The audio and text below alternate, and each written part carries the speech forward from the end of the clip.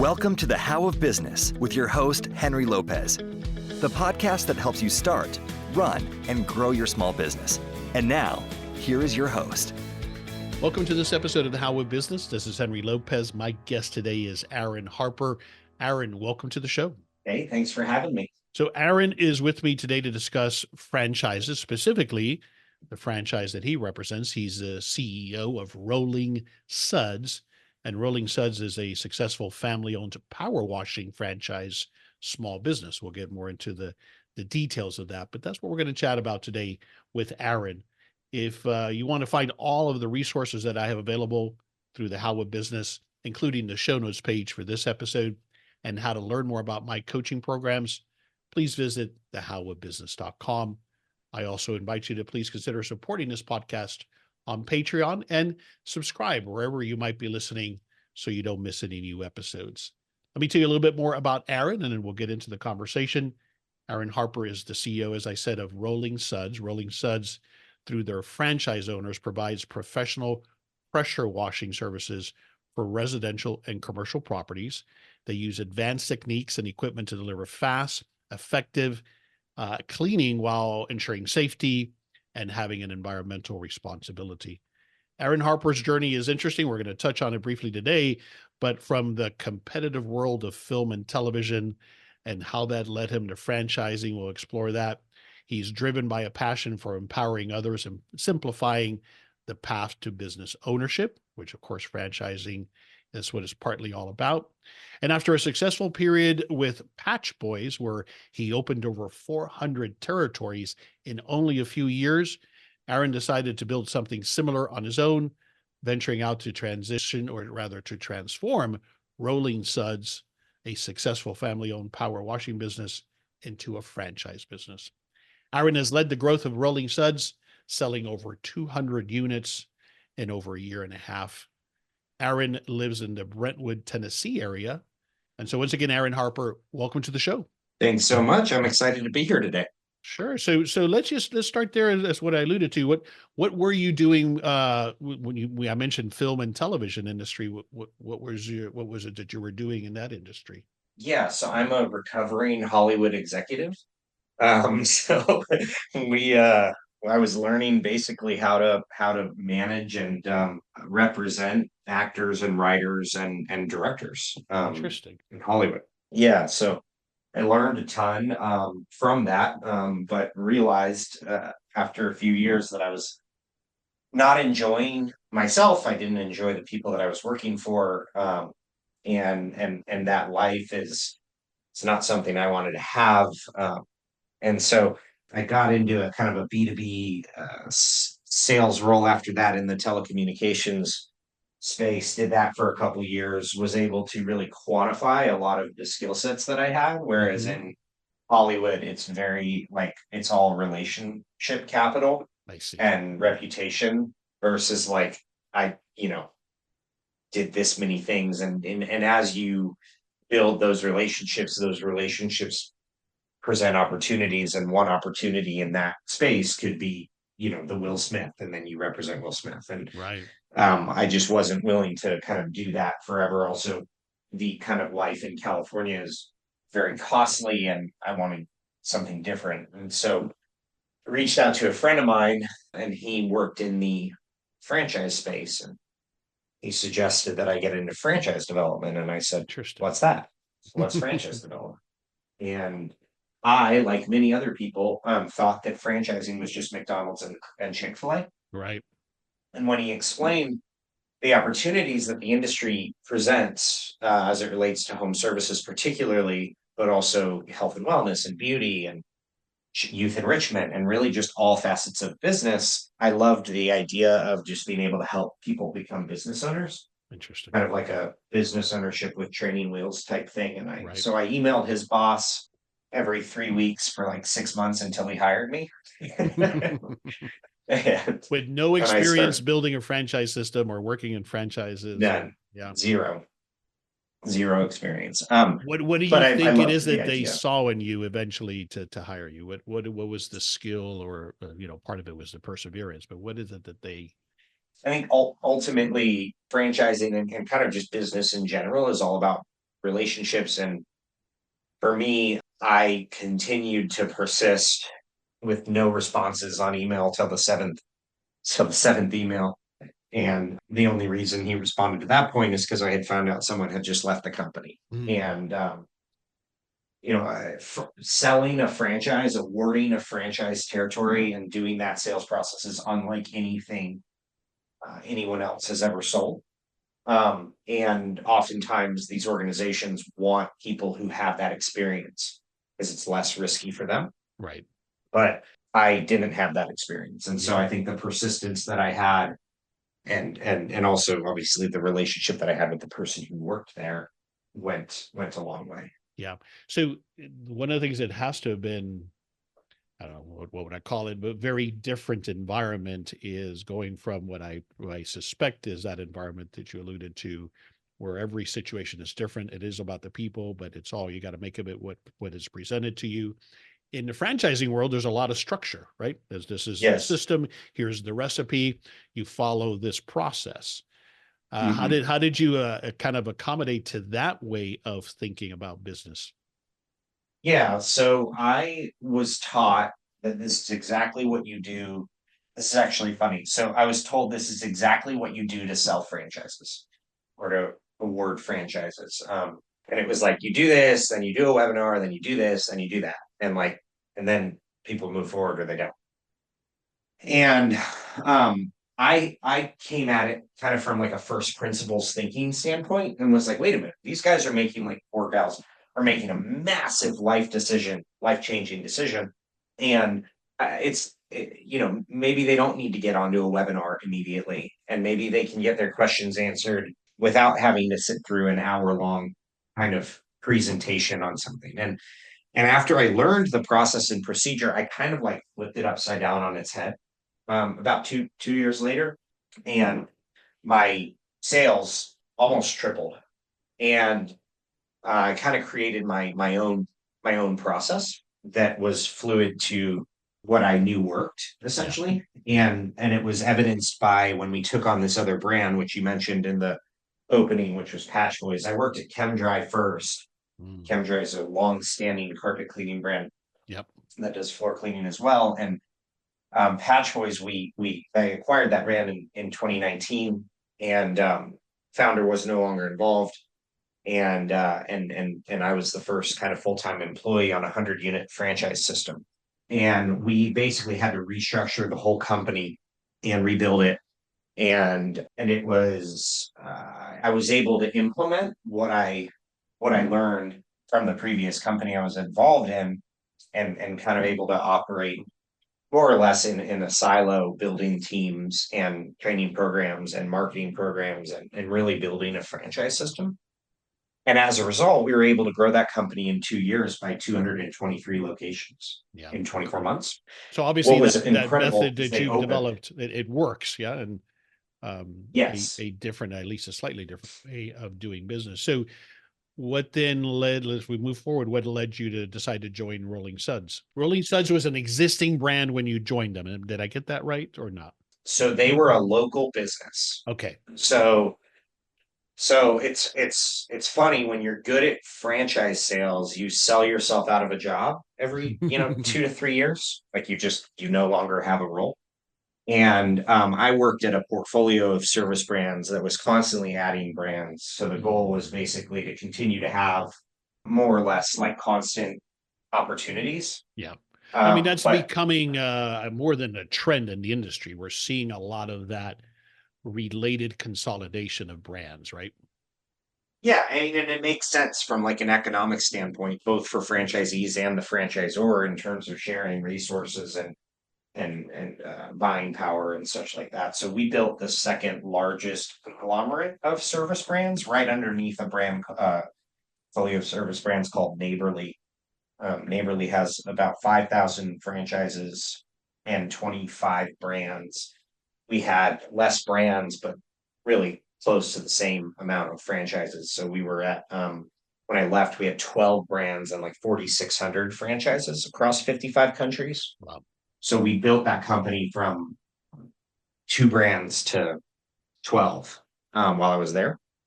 And one of the most prominent and fastest growing and reputable ones was Patchworks. So at the end of that, we sold all those locations, we opened all the locations, and Belfour gave me kind of an opportunity to have a title with the word president in it, and almost double my salary, and I was making over $500,000 a year. And so they gave me this killer opportunity to basically take a business that was non-franchised and build a franchise system around it. And I was on track for like C-suite and all that. And I was like, wait a minute, I can do this on my own.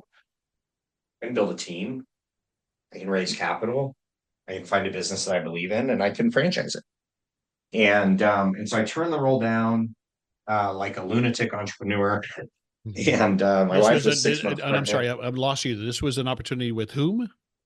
So I worked at Belfour Franchise Group. Right. Yep. So that's the company that owned Chem Dry as well as Patch Yep. Boys. Right. And they were buying a 13th brand. I got it. And they wanted me to take it on. Understood. And it was in the storage space, and I loved the concept. But I just was like, I can do this on my own. Like many of the people who might be listening to this, like you work for someone else, and it's great. And there's like the quote unquote stability of a paycheck and bonus structure and career path, but ultimately you either have like very minimal ownership or you have no ownership. And that had been your career. I mean, going back to where even when you were in the film entertainment industry, you were working for somebody else. Is that correct? Or Yes. Okay. Mm-hmm. Okay. Yeah. So I had been an employee my entire career up until Rolling Suds. So catching you fully up to speed, I turned that role down.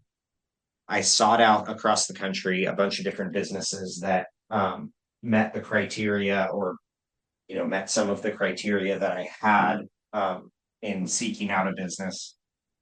I've always been since I started in franchising, in the residential and commercial services space. Mm-hmm. So the intention has been and will be to stay in that space.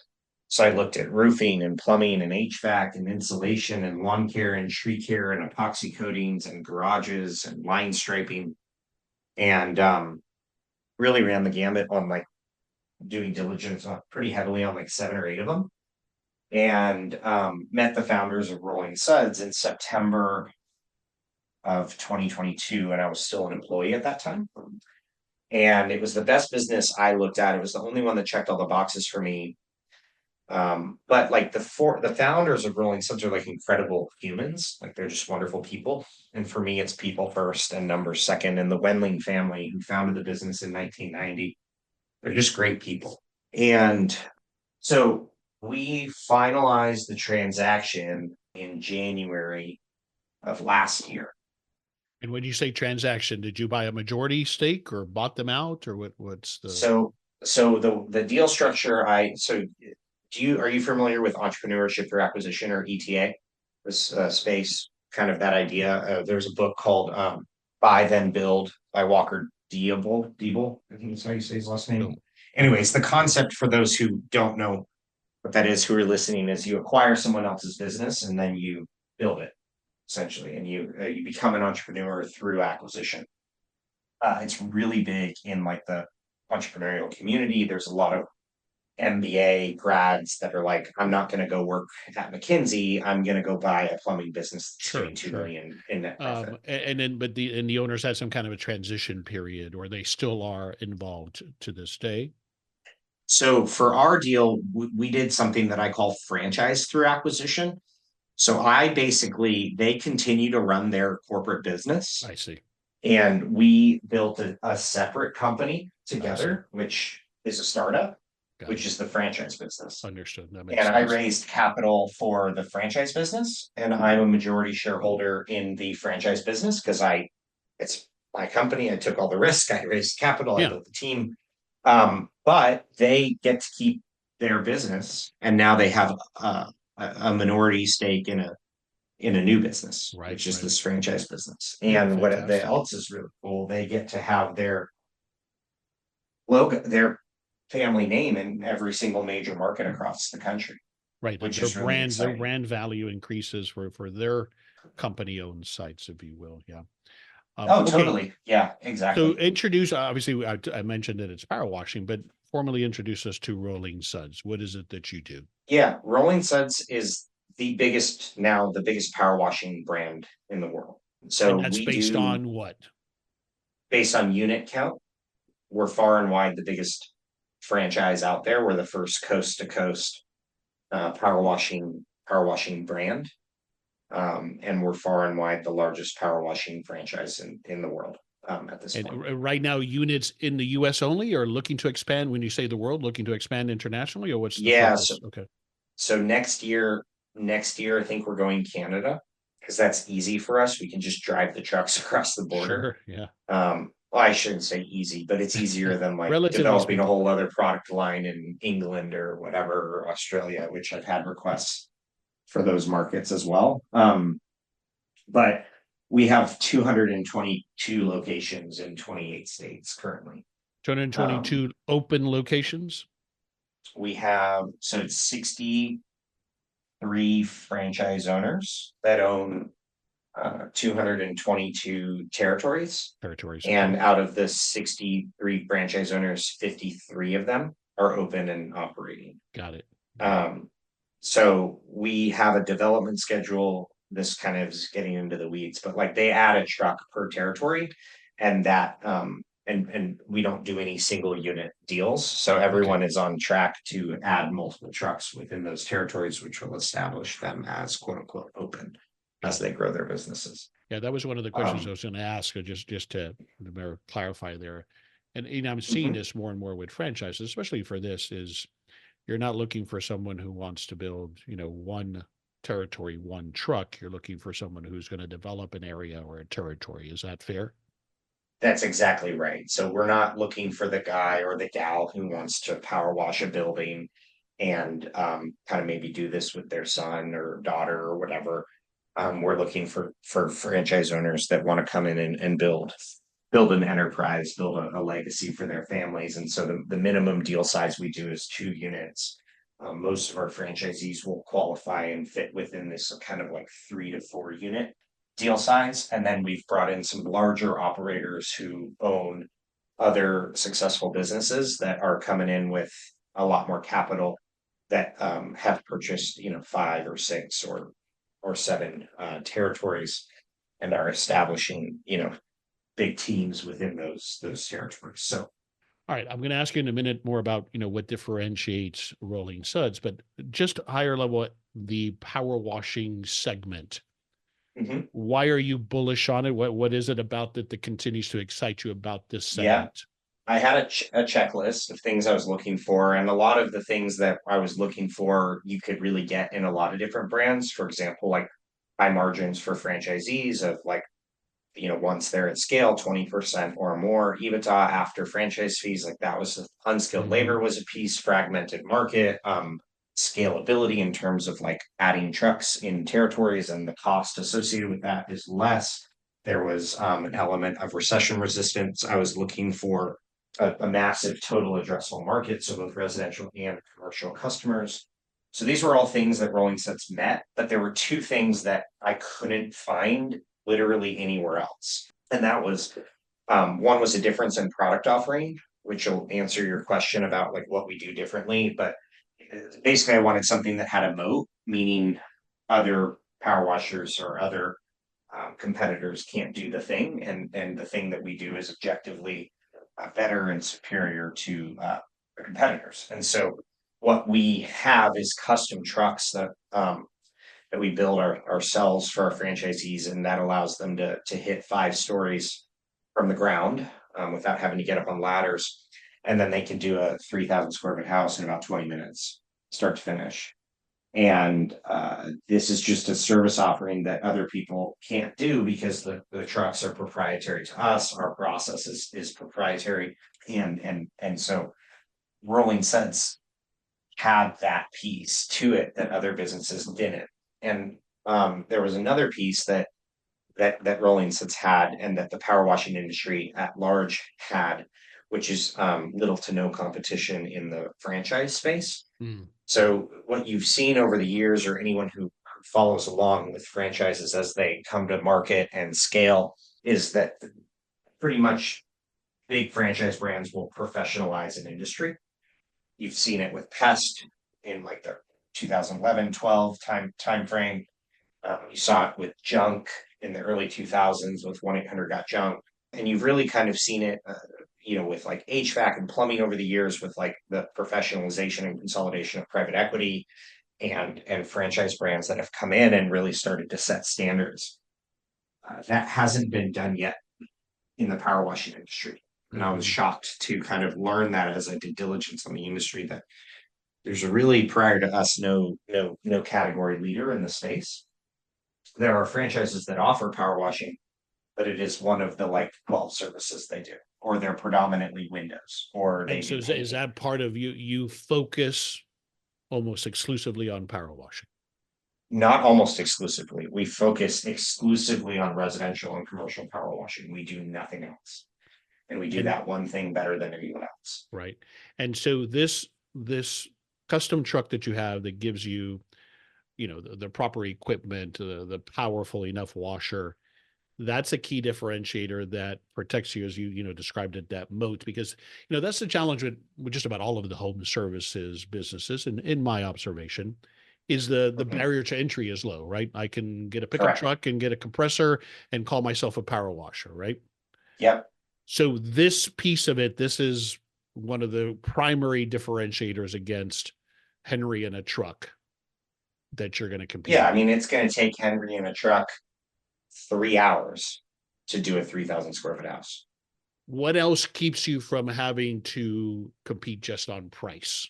Well, the reason why it wasn't 100% necessary for me to have kind of a proprietary differential, it was kind of a nice to have and not a need to have on my checklist, if you will, Mm-hmm. was because there will always be a market for a professionalized service provider Right. in every single vertical within the home service space. Yeah. It's been proven with plumbing with Mr. Rooter and some of these larger brands. It's been proven with moving with brands like Two Men in a Truck. It's been proven with junk with brands like 1-800-GOT-JUNK or College Hunks. There will always be a demand for a professionalized service where the franchisee in that market is upheld to a standard that Henry's Power Washing Company isn't. Right. And that's And everything, Aaron, from the way I show up, how I look, the mhm, branding, the experience, from the mhm, time you contact me to after the service. All yes, of that is what you mean by a professional service. Yes. yes, and just a nationally recognized brand. Like if you think Right. about it, a homeowner sees our truck when we walk up and we give them an estimate, and they can type in rollingsuds.com and see hundreds of locations nationally. And we we don't have to compete on price because at that point we're competing on value. They can pay someone less, $50 less, but that person may or may not do a good job, may or may not be in business very long. And what we found is that our competitors, as we go into these markets, are local operators that don't have a ton of business acumen. Yeah. And I'm doing a generalization, so I Yeah. don't No, want my I get you. power washing Absolutely. cohorts to think that I'm speaking poorly of them, but there are very rarely like multi-truck operations in this space. And so we have been able to step into a fragmented market with a better mousetrap, as the truck, as you've mentioned, but also just all of the professionalized elements of what we do with a call center, with logo, with website, with consistency in customer experience across multiple different markets. That has allowed us to capture market share in a way that I don't believe we would have been able to if there was already an 800-pound gorilla in Hmm. the power washing space. We would have had to fight and claw a little bit more for those jobs. Whereas with the power washing industry, to go back to your original question as to why I'm bullish on it, we can become the 800-pound gorilla, which Yeah. is what we've done. Sure. This is Henry Lopez with a quick message about our show sponsor and trusted service partner, the Franchise Guide. Giuseppe Grammatico is the franchise guide, and he provides expert consultation services to help you find the right franchise small business. If you are considering a franchise business, I recommend consulting the franchise guide. Giuseppe is a franchise veteran who simplifies the process of franchising and excels at guiding his clients to the franchise model that best suits them. He helps people like you find flexibility and freedom in their lives through franchise business ownership. And as your guide, he will help you answer any of your questions about franchises. Once he gets to know you and what you're looking for, he creates your own personalized model and shows you which franchise opportunities are a best match for your needs and preferences. The best part? It's all free. There's no catch. Like with real estate or business brokers, Giuseppe's fees are paid by the franchise company. So if you're interested in a franchise business, take the first step and schedule a free, no obligation call with Giuseppe. To learn more and to schedule your consultation with the franchise guide, please go to the show notes page for this episode at thehowofbusiness.com. There's also a link to the show notes page in the description of this episode. Okay, so to kind of flip it over to the franchisee side of it, and you talk about it as responsible franchising, quote unquote. Yep. Let's begin there. Kind of explain to me what is your approach? Why should someone consider? What are the things that are highlights of being a franchisee of Rolling Suds?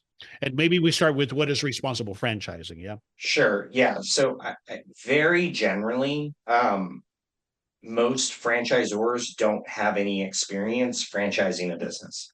They have a good power washing business and they decide, I'm going to franchise this thing. But the idea of building a franchisor, building a franchise brand, building systems, it is a completely different business than whatever that franchisor is used to doing. They're used to running a power washing business, a local power washing business, or they're used to running their math tutoring business. And actually, the business of helping other people start businesses is completely different.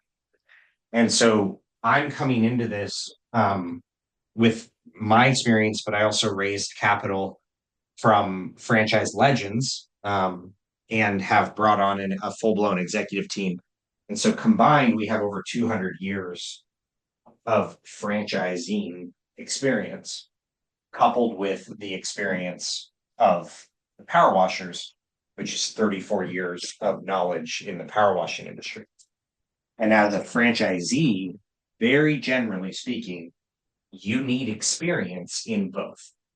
In order to de-risk the opportunity, you need to go with a franchisor, franchise brand that has the knowledge, the institutional knowledge in both whatever the widget is that's being franchised, which in our case is power washing. We could have done this with any of these other services because the actual business of franchising is more or less the same. Mm-hmm. When you look at an emerging brand, the reason why there's more risk than an established brand theoretically is because the franchisor needs to learn how to become a franchisor at the same time that franchisees are learning to become franchisees. Sure. Does that make sense? Yeah, absolutely. And this is why, I've explored with a couple of different brands that I've building a franchise, and I've helped others. And that's exactly what I have learned, is that it is a separate business. Yeah. Mm-hmm. It's leveraging this wheel that you've perfected, hopefully this mousetrap, but it is a completely separate business, the business of selling and helping people be successful with a franchise. Right. And to get a little bit more granular, the business of franchising is incredibly capital intensive when you scale at the rate that we've scaled. And I knew that going into it. Most franchisors don't. They're like, oh, I'll just get a few franchisees. I've got a good business. I'll sell it to them. Then they'll have a good business. And it's so much more complex than that. Yeah. And to get just, like I said, a little more granular, like franchisees need the most amount of help when they produce the least amount of royalties. Exactly. Yeah. It's early in the process. And so you're taking a bet on them and they're taking a bet on you. That's why I also tell people, that franchise fee that you pay, that franchisor isn't getting rich on that. That money and then some goes into the resources that they're going to provide you up front, which are extensive, ideally, if it's the right franchise. Right. Yes. So let's talk a little bit more about that. What are some of for example, on the marketing and sales side, how do you help the franchisee be successful there? Because that's often one of the bigger Yep. challenges. Yeah. Even from just, talk about competing against Henry in a truck. If we can just answer the phone and reply to people's requests, that's sometimes that's half the battle, right? Yes. So that is half the battle. However, you still need to know how to sell, and you need to know who to sell to and how to find them. That's right. And so I have vendors that I've partnered with over the years, and our founders have had marketing vendors that they've partnered with over the years, and we basically combined forces and built a vendor stack allows franchisees to kind of get a quick ramp. So, like for example, we turn on commercial leads about a month before franchisees go to training, and we have an outbound mechanism to generate warm leads for our franchisees in their market with property managers, facilities managers, maintenance companies. And the lion's share of our business is commercial. So when you come to a commercial customer with a big 16-foot box truck with 1,000 gallons of liquid, and you can say, "Hey, I can do this job faster, better, and stronger than anyone else you'll hire," like it's appealing to them. Mm-hmm. And so we have really a way to get these types of people interested, and then franchisees are generating warm leads prior to going to training. And we actually require our franchisees to be full-time on the business from a business development standpoint for 40 hours a week for 4 weeks prior to launch. And then they go to training for a week. They bring their 2 technicians and general manager in training that they hire to training, and they hit the ground running with jobs and estimates on the calendar upon leaving. In addition to that, we have a call center that answers the calls and books the appointments for them. And then we have additional resources as it relates to residential marketing. Some of our franchisees take advantage of a cold calling service that we are partnered with that does cold calling, generating estimates for franchisees as well. And basically, we've got about 7 different marketing vendors that will generate leads. Now, I say this with a caveat. I don't want people listening thinking that they don't have to go generate their own leads as a business owner. Right. Oftentimes I feel like there's a misconstrued, I just buy into a franchise and then the leads rain down on my Right. head and I don't The have to do phone just anything. starts Like, ringing magically, and that's enough. and that's absolutely not the case. Now, we offer a ton of resources, and from what I've seen in the franchise industry, considerably more than 99% of brands. But the expectation that we have of our owners is that they are still going to BNIs, they are still networking with referral partners, they are still going to other business events in their community to establish those relationships and build that community and build their business. Yeah. That doesn't go away, right? That need to build those relationships, to establish yourself in your community as a small business owner, is essential to continue to grow the brand in your territory, and that you have to get out there and do that, right? Yes, absolutely. So that leads me to this question then, Aaron. What have you seen when you look at your high performing franchisees, or what is it that you look for that you believe has the potential to make for a good franchisee, a good franchise owner? What are some of those things that you look for? Yeah. Sure. Yeah. So we are very, very rigid on who comes into our system. As I mentioned to you earlier, we do a minimum of 2 territories, and most of our franchisees are getting between 750,000 to 1 million people. That's only theirs to service, which you build a sizable business with that big of a territory. So we've been ultra selective, turning down over 80 people who had the capital and wanted to move forward but weren't right for our system. The predominant things that we've noticed that enable franchisees to be successful, and the biggest thing we look for is grit. So have they gone through hard times in the past and persevered? Have they been successful at the things that they've done? Whether it's jobs, whether it's other businesses, whether it's building businesses within other people's businesses like business units. Do they have experience operating at a high level and persevering through tough times? Not necessarily in a business of their own, but in whatever it is that they do, even if it's a career. Whatever it is job. that they do. Yeah. Right. So have they elevated to multiple different roles and grown in their career faster than the average person? Have they been able to set aside and been financially responsible enough to amass a wealth that's large enough to be able to take this risk without putting everything on the line? Are Because they that going to shows be you comfortable? a discipline, that shows you a knowledge, at least a base knowledge of how money works, because that shows you that they're willing to put in the effort and they have the work ethic to achieve. Correct. Like I wouldn't sign someone up who had $80,000 liquid and a $300,000 net worth to put $300,000 to $400,000 into growing a big residential and commercial power washing Right. business. They're not ready for that level of risk yet. They're just not They're ready. just not ready for it. Correct. Yeah, they're Understood. not mentally prepared, no matter how hard. Like, so we've just been very, very diligent on our approval process. And as a result, we've been able to attract some very high level operators. I mean, out of the 53 franchise owners that we have operating, 13 of them are former C-level executives that were making 3, 4, 500 grand a year. We have people who have exited businesses before. We have people who have built business units within companies or led raises for, $50 million, different things like that. And so what the commonality that our owners have is they dealt with much more complex things or situations than the power washing business, which Yeah. candidly from an operational standpoint is quite simple. Yeah, fairly simple. We are spraying water and soap on the side of buildings and Sure. rinsing it off. It's You not can teach me complex. how to do that fairly quickly. Yeah. Yeah. And so I gather then that most of your owners had no experience in the power washing business prior to getting a franchise. Yeah, not one of them. No. Yeah. It's easier to train than untrained. Of course.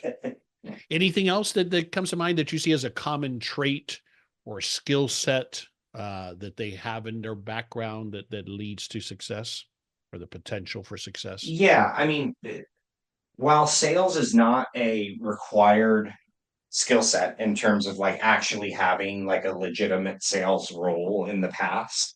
In fact, some of our best owners had never done sales prior to. Their ability to be confident enough to be out in their community asking for the business every single day is something that is a difference that every single one of our franchise owners that's in the top 20, 30, 40% has, is that this unrelenting I'm gonna ask for the business every single second, every single moment that I get the opportunity to. And I don't care if I get 100 no's, as long as I get one yes, those 100 no's were worth doing. And that has been a common theme. I mean, 60-70% of our business is commercial, so it's property managers that manage 1,000 doors. It's facilities maintenance companies that are doing $7 to $10 million in revenue annually. Like, these are the types of people that our franchise owners are interfacing with, and they have to feel comfortable being in those situations. Got it. Understood. All right. You touched on it obviously already, but as far as the investment level, and this is going from the website, obviously there's restrictions on what you can say. But on the website, it said total investment ranges typically 182,000 to 291. That's for one unit. So I would double that as we're looking here for the minimum of 2 units. No, you don't necessarily need to double that because a lot of the costs aren't going to double. Okay. All right. So that investment takes into account that I need to go in with 2 units. Yeah, you're going to add the down payment for a second truck because we require that if you buy 2 units, you have the down payment for the second truck. So it's around 300 that you're going to need. However, our franchise owners, like liquidity, they need to have 250, but a lot of that can be in retirement because we're approved with the SBA and have a whole program to help franchisees not have to spend all of their money, and they can utilize the SBA funds. Obviously, they still have to be able to support the note with the capital they do have, but there are options that allow people to leverage the government's money instead of their own. But they need to be prepared, and it depends on the size business and how aggressive they want to be. I always say, like, the franchise owner that needs to replace his or her income year one is typically not going to be our franchise owner. We're looking for franchisees that are willing to put everything they've got, and everything that they do back into growing this thing. Because, sure, you could draw a salary on one truck, but then you're not getting the people in place for truck number 2 or truck number 3, and all of a sudden, like, now you have a job. And we try to help our franchisees understand that even if they're leaving a job to go build a business that eventually can run without them at some point, that has enterprise value that they can hopefully sell for a multiple of its earnings. Yeah. And and that's just not taking a ton of money out of the business year one or year two, even when you have, an opportunity to build something that has real, meaningful and potentially life-changing wealth. That's what we're helping our franchise owners understand, that they have the opportunity to do. Excellent. All right. What have I not asked you about that you think that somebody who's been listening this long might be interested? What else should they consider as to why Rolling Suds? I think just like the size and quality of my team. We've talked about, call centers and marketing and some of the supplier relationships that we have, but I can't do this alone. And I've built a team of over 20 people that all support franchisees. So we essentially have a 3-to-1 ratio employees to franchisees, which is like insane, at this level of a company. Like at this, like, we're took the brand to market in February of 2023. It's October of 24. So to have that size staff now, with the immense experience that we have collectively in the franchise industry, we're truly operating this business as if it is an established franchise brand, even though we're new. And that was by design. That is what I was planning on doing when we launched this thing. But we've been able to uphold that. And just as I would ask a franchise owner to continue to reinvest in their business, we've done the same.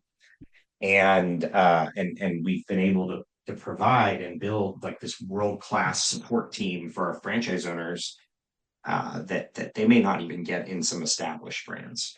And so I'm really proud of the team. I wouldn't be able to do this without the team, that we've built. And I'm just honored they've all kind of decided to join, and go on along this journey with me. Sure. Yeah. Got it. Okay. At a higher level, last question here, and then we'll start to wrap it up.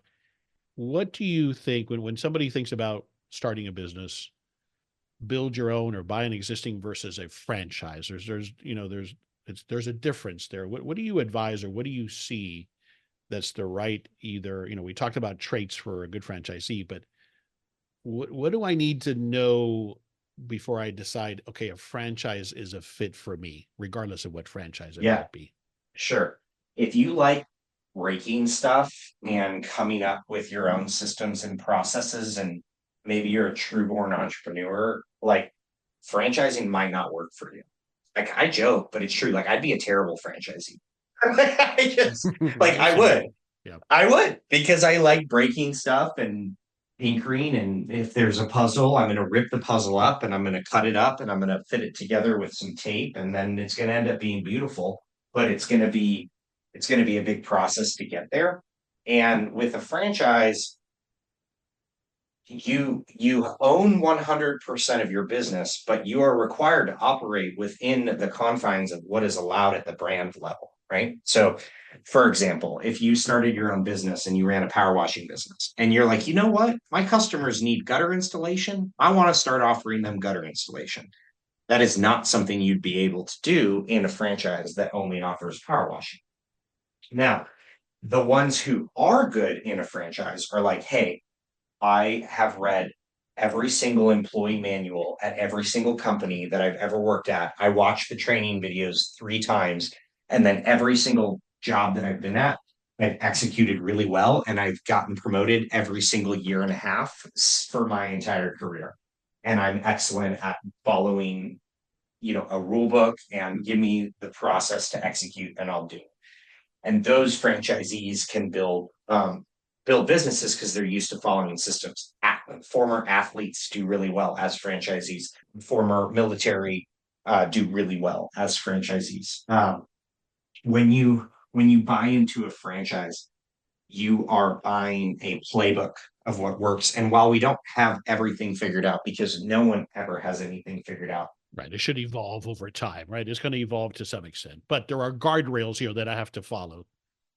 Totally will. Yeah, absolutely. But what you're buying is this knowledge. Uh, the franchisees get to buy into 34 years of power washing knowledge.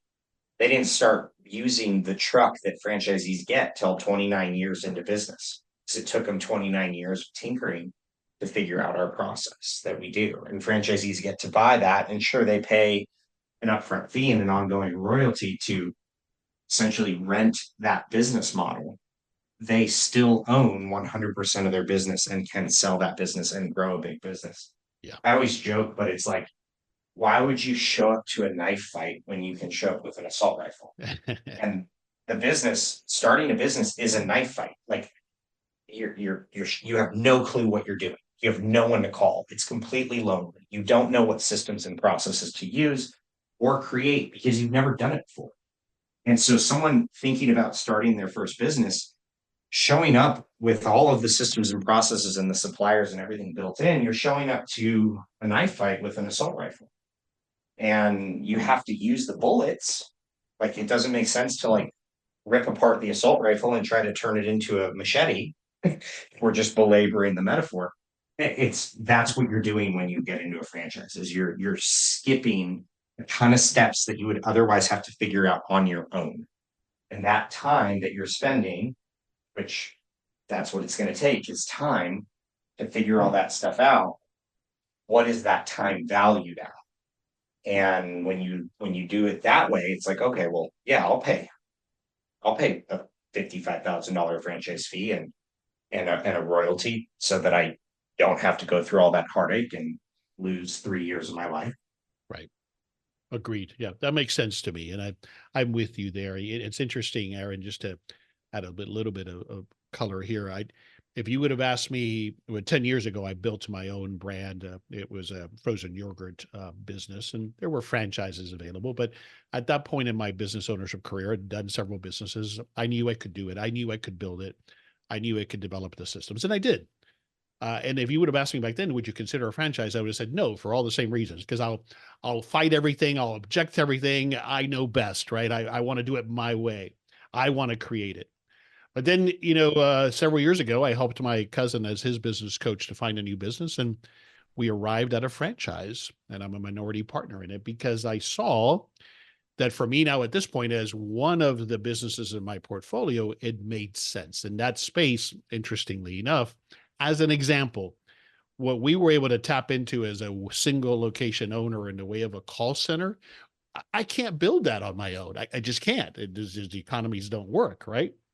So where I've gotten to now is I realize that even though I'm an entrepreneur at heart, and I do have to be careful buying into a franchise, if a franchise also for me even has benefits that I can't build at my scale, that's another reason why I'll adhere to the policies, because I'm getting that benefit, Sure. right? Yep.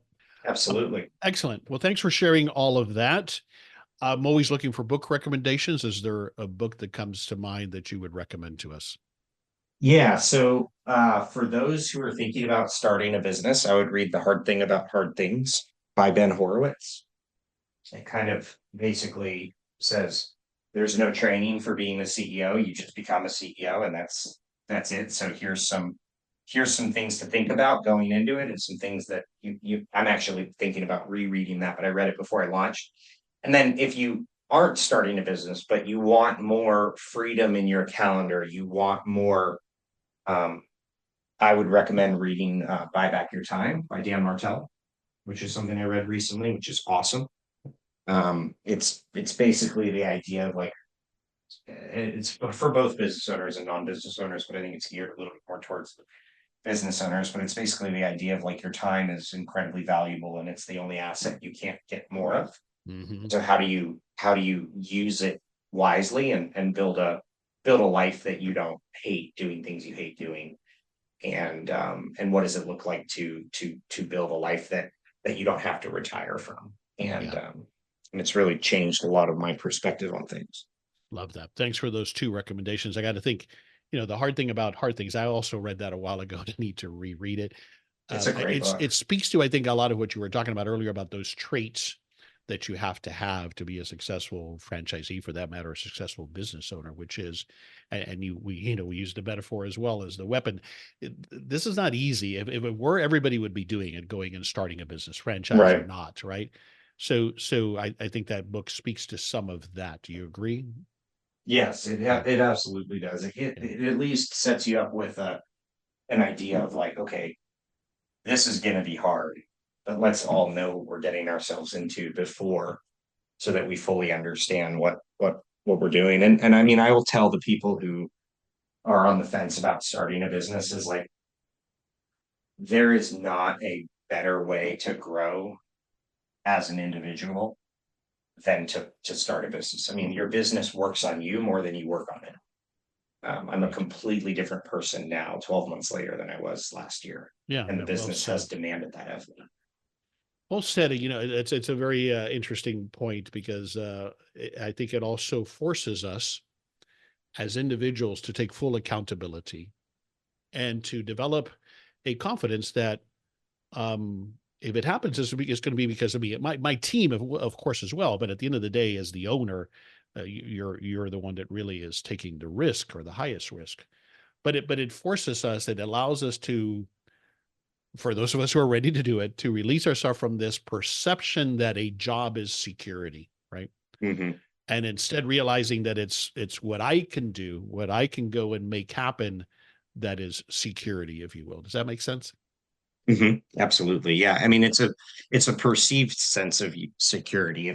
If that business decides to they need to change their initiatives, they could decrease the size by 20%, and your job may no longer be That's relevant. right. That's right.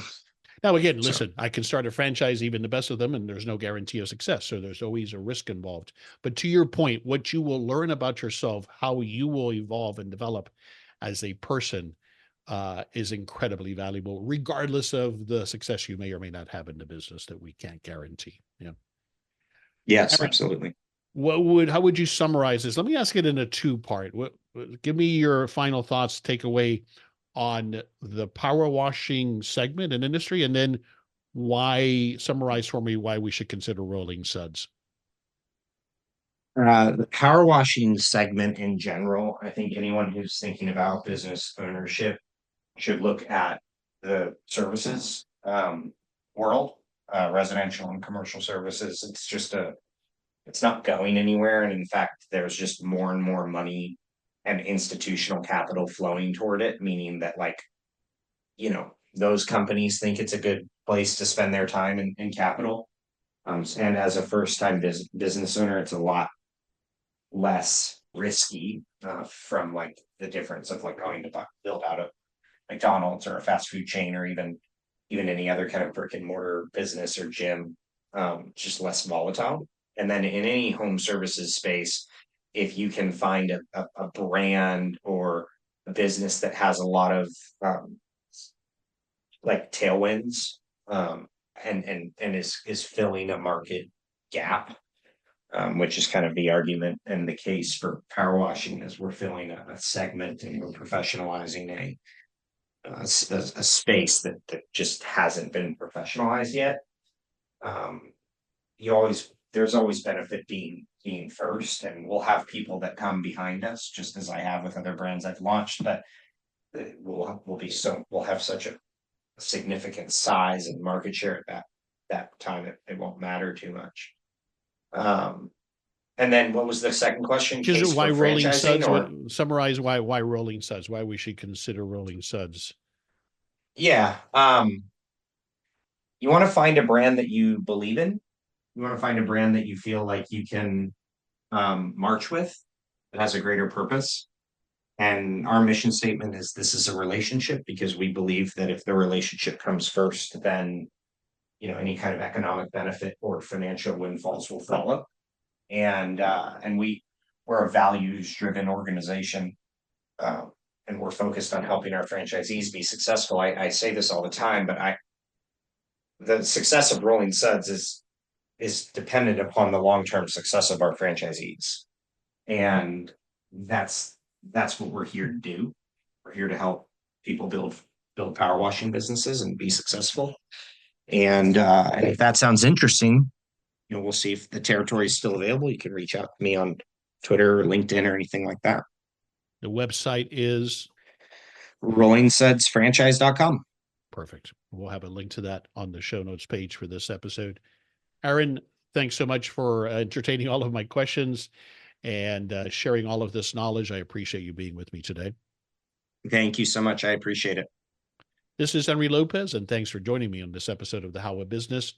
My guest today is Aaron Harper.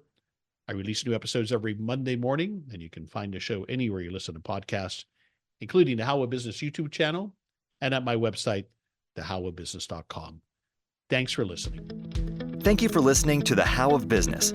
For more information about our coaching programs, online courses, show notes pages, links, and other resources, please visit thehowofbusiness.com.